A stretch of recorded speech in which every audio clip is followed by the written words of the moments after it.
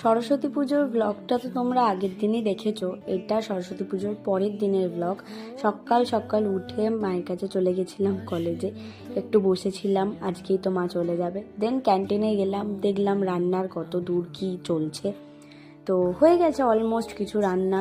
তারপর নিচে এসে আবার দধিকর্মা মাখা হচ্ছিলো, তো ওখানে গিয়ে টুকটাক কিছু কাজে হেল্প করে দিচ্ছিলাম দাদাকে। ইতিমধ্যেই আশুতোষের ঠাকুরটা বিসর্জনের জন্য বেরিয়ে গেছে। এর কিছুক্ষণ পর আমাদেরও ঠাকুর বিসর্জনের জন্য বেরোবে। আর তার মধ্যে আমাদের সব জুনিয়ররাও খেতে বসে পড়েছে, এটা ফার্স্ট ব্যাচ। তারপর 3টের দিকে আমরাও কিছু খেয়ে মায়ের বরণ করার জন্য চলে এসেছিলাম।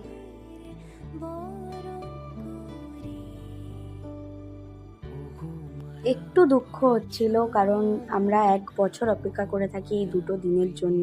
মাকে কখন আনবো, কখন পুজো হবে, কিভাবে আনন্দ করব, সেটা শেষ। আর তারপর আমরা সিঁদুর খেলে নিলাম। তারপর তো শুরু আমাদের নাচের ফোয়ারা।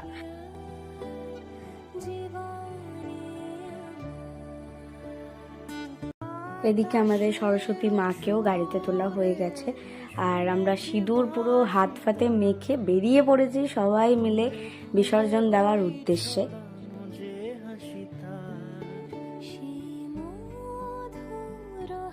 আবারও একটা বছরের অপেক্ষা মা, তুমি কবে আসবে।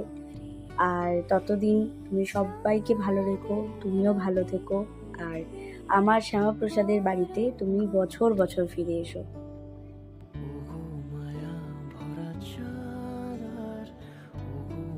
বিসর্জনের পর আমরা কলেজে ফিরে আসলাম, সবাইকে মিষ্টিমুখ করানো হলো। এর সাথে সাথে পুজোর 2টো দিনও শেষ হয়ে গেল।